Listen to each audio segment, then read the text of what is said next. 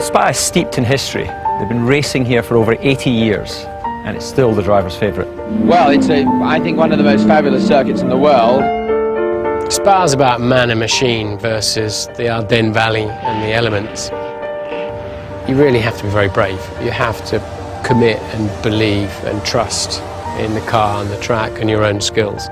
La Source looks like a straightforward hairpin, but it can be extremely challenging, as I found out in '98. Coulthard in the wall. David Coulthard in the wall. They'll stop the race. They'll have to red flag this. Terrible. Look, this is quite appalling. This is the worst start for a Grand Prix that I have ever seen in the whole of my life. Eau Rouge, in my opinion, one of the greatest corners in the Grand Prix calendar, and certainly one of the most respected amongst the current crop of drivers. As you come up over the rise at 180 miles an hour, you literally need blind faith in the machine. Get it wrong here, and you're in for a lot of trouble. Oh, and that is a very big one indeed. It's Jacques Villeneuve. As you get to the top of the hill, you're doing a couple of 100 miles an hour. Go up to Les Combes, engine is labouring like crazy.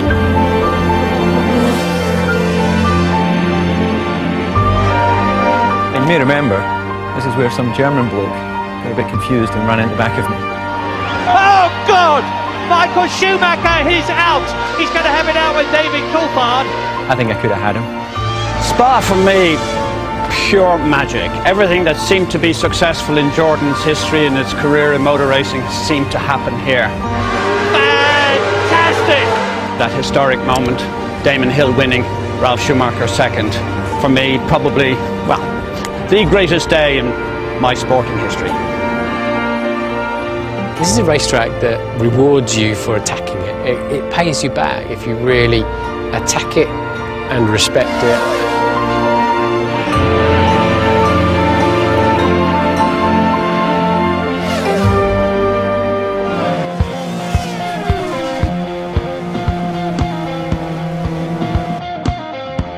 He was P1 here in Spa, and this is how he compares to Lewis Hamilton. Cross the line, position the car for best braking into the source. Both cars lock up slightly, but crucially Lewis Hamilton runs wide, and even by the time they're in fourth gear on the exit of the corner, he's a car length and a half behind Jenson Button.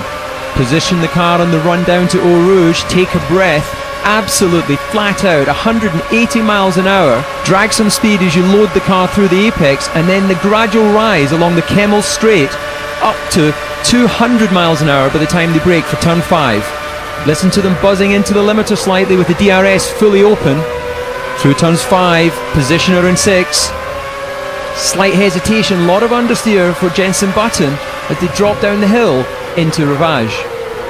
Small lock up for Button, but crucially he gets back for his apex and is on the power early as they start to drop down the hill towards Pouhon. Let's just stop the frame under the bridge, and you can see that Jenson has opened the gap to 3 car lengths over Lewis. Now this is the area where with less downforce you would expect Jenson to start to struggle relative to Lewis Hamilton, but with Lewis unhappy with the balance of his car, when they run into 12 and 13 you can see a small correction of oversteer from Lewis. He manages to correct and get back online, but on the exit of 13, look, the gap again is opened further to 4 car lengths. Coming to the end of S2, both nice and tidy, using all of the exit curb available. Brave as you like at 180 miles an hour, DRS wide open to one of the fastest sections of the track, the run down to Blanchimont. They approach Blanchimont at just under 200 miles an hour, DRS wide open, all the load on the front axle. Brave stuff from both drivers. Last big decision is the braking into the chicane. We can see Jenson Button nice and early and committed, tidy on the exit, with Lewis having to work the wheel a bit harder, and at the end of the lap Jenson's a massive 0.8 of a second faster than Lewis Hamilton.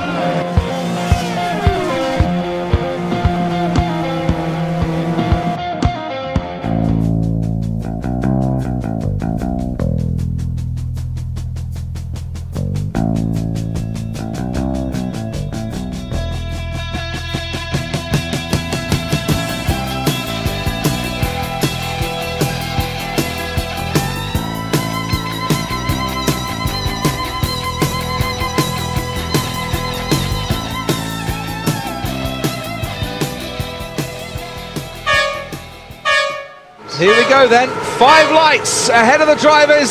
It's lights out and away we go. That is a brilliant start from Maldonado. He's already passed Raikkonen, who's passed Kobayashi, was a bit sluggish. And there's Lewis Hamilton sliding into the wall. And oh dear, Roman Grosjean and Fernando Alonso and Lewis Hamilton all coming to grief at La Source. But it just kept going on, didn't it? Like 10-pin bowling. The incident just kept rolling along.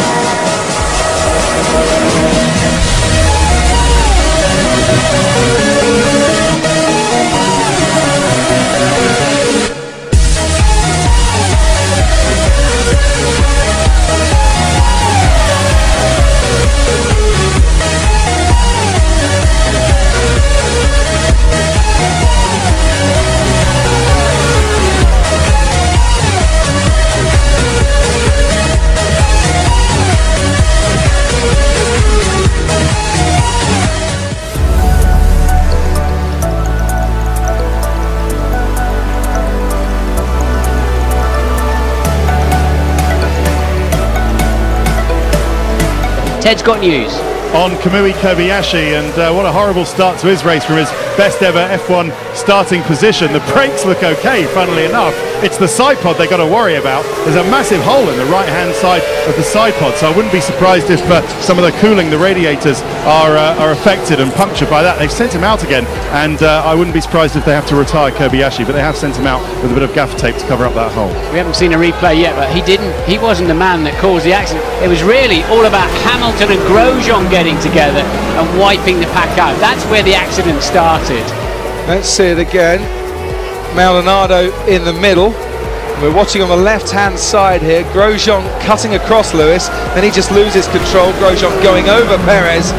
Fernando Alonso getting caught up in it. It's just in the wrong place at the wrong time.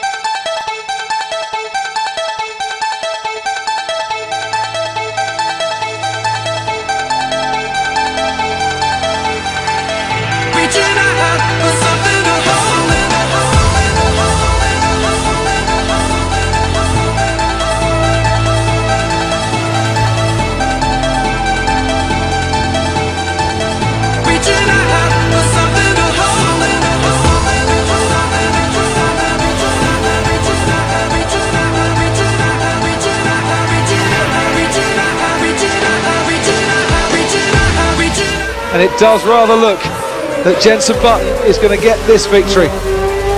He's so far ahead of Sebastian Vettel, he can almost switch off the engine and coast home. I wouldn't suggest he does, but here he comes. Support your teammate. No, he's been the star show. There's Jenson Button. It's a win at Spa. It's the Belgian Grand Prix for Jenson Button.